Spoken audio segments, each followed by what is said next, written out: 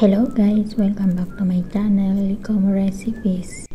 For today's video, magluluto tayo ng soup pasta with eggs.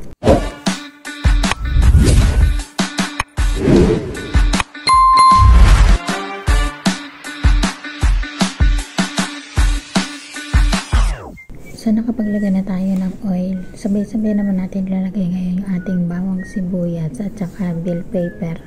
Saka natin siya imimikos-mikos. Tinakpan ko yan guys, kaya lang hindi nakita. Kaya yan, binuksan ko ulit. Saka natin ilalagay yung ating carrots at saka beans na ginayat. Kaya muli natin hahaluin. Then ilagay na natin yung ating pasta.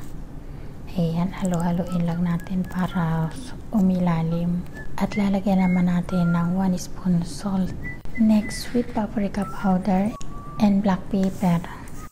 Then, lalagyan natin siya ng hot water. At hayaan natin lumambot yung ating pasta. Then, add nga natin yung ating boiled eggs at yung ating bonny milk evaporated. Masarap guys, maraming gatas dahil yung gatas ang nakakapagpasarap sa ating niluluto. Then, ilagay naman natin yung ginayat na repolyo. At saka yung ating celery na ginayat. Ito guys, nakakapagpasarap sa ating niluluto. Haluin lang natin ang bahagya. Then i-close ko na yan guys. Akit naman ako sa taas. Dahil nga tumulong naman tayo sa paglilinis sa taas. Kaya yan guys, ang kinainat na ng niluto ko.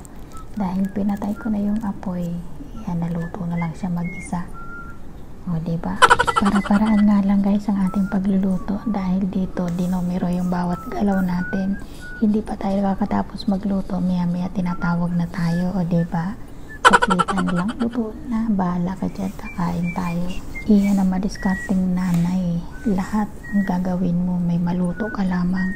Kahit itlog lang ang lahok, walang manok, walang hotdog. Ayan, puro gulay naman tayo ngayon. O diba? Bahala ka dyan, kumain ng kanin. Para sa amin yung ganitong luto, masaya na kami.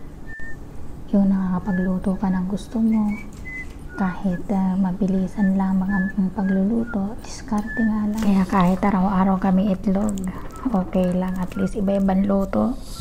Sa totoo lang guys, mayroon pa kami natira dito tuna, o yung ulam namin kahapon na ginisang tuna na may kamatis.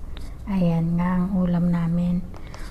Gusto ng kanin na may tuna, or yung sopas lang, okay na.